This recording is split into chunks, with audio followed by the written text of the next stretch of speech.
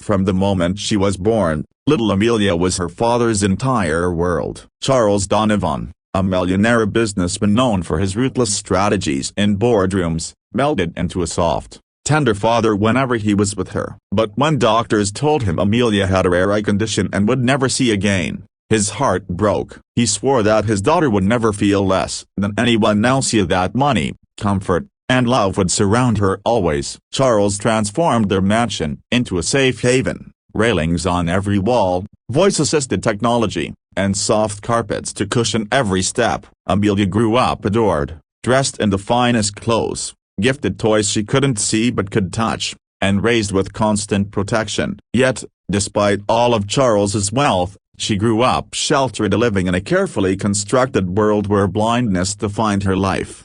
But life in a mansion is never without its silent witnesses. Among the staff was Rosa, a maid in her late 20s, quiet but sharp-eyed. Unlike the others, Rosa didn't just see Amelia as the blind daughter of a millionaire. She noticed the small things, like the way Amelia would pause to tilt her head toward the sunlight streaming through the windows, or how her eyes would dart when people entered a room. Once, Rosa dropped a spoon in the kitchen, and Amelia flinched, not from the sound, but from the sudden gleam of silver catching the light.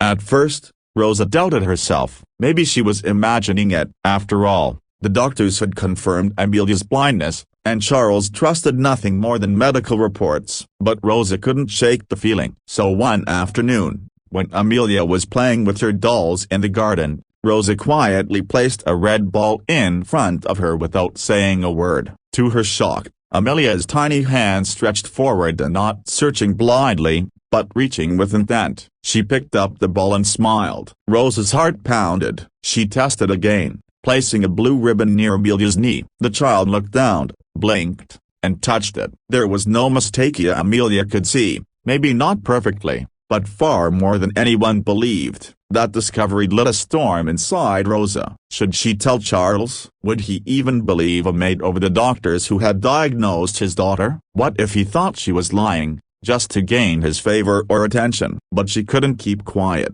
Amelia's entire future was at stake here. This little girl was growing up thinking she was broken when she wasn't. That evening, Rosa approached Charles as he sat in his grand study. The air was heavy with the smell of cigars and leather-bound books. She hesitated, then spoke. "Sir, a broken bar, I believe Amelia can see." Charles froze, then slowly set his glass down. His face hardened. "Rosa, that's a dangerous thing to say. The doctors have confirmed it countless times." "I know what I saw," Rosa insisted, trembling but determined. She explained the ball, the ribbon, the way Amelia's eyes followed light. Charles's jaw tightened. "Enough. Do not fill my daughter's head with false hope. You don't understand how cruel that would be." His voice cracked on the last words, revealing more pain than anger. Rosa left in silence, but her resolve deepened. If Charles refused to believe, she would prove it. Over the next few weeks, Rosa secretly helped Amelia discover her hidden abilities. She encouraged her to notice colors, shadows,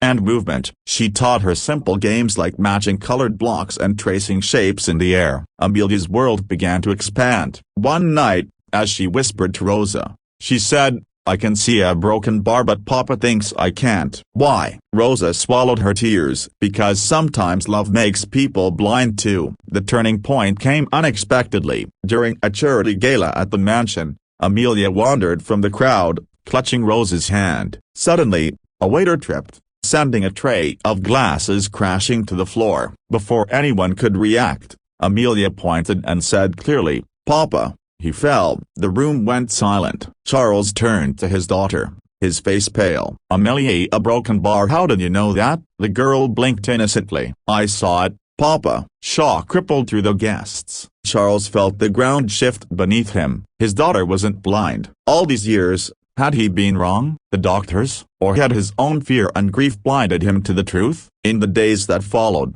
Charles ordered new tests, and the results confirmed it. Amelia's vision was impaired but functional. She could see, though not perfectly. Charles was overwhelmed with guilt for having caged her, with anger at the doctors, but also with gratitude that Rosa had uncovered the truth.